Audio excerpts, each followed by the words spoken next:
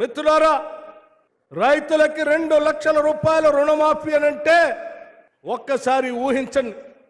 గత 10 సంవత్సరాలు కూడా 2014 నుంచి 18 వరకు 1 లక్ష రూపాయల రుణమాఫీ చేస్తా అని చెప్పినటువంటి ఆనాటి ముఖ్యమంత్రి చంద్రశేఖరరావు గారు ఆ 1 లక్ష రూపాయలు కూడా చేయలేక 4 దఫాలుగా రుణమాఫీ చేస్తే ఆ రుణమాఫీ చేసిన 4 దఫాల డబ్బులు వడ్డీకే సరిపోయింది, అసలు అలాగే మిగిలిపోయింది.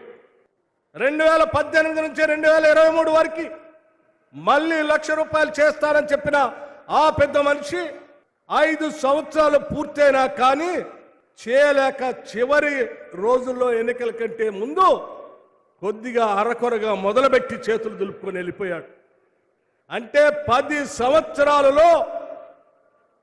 సంవత్సరాల సమయంలో కేవలం 1 లక్ష రూపాయలు కూడా రుణమాఫీ చేయలేనటువంటి ఆనాటి ప్రభుత్వం ఎక్కడా కేవలం 15 రోజుల్లోనే 2 లక్షల వరకు రుణమాఫీ చేస్తామని ఛాలెంజ్ చేసి చూపిస్తున్న ఈ ఇందిరమ్మ ప్రభుత్వం ఎక్కడో ఒక్కసారి ఆలోచన చేయండి అని మీ అందరికీ నేను విజ్ఞప్తి చేస్తా ఉన్నాను.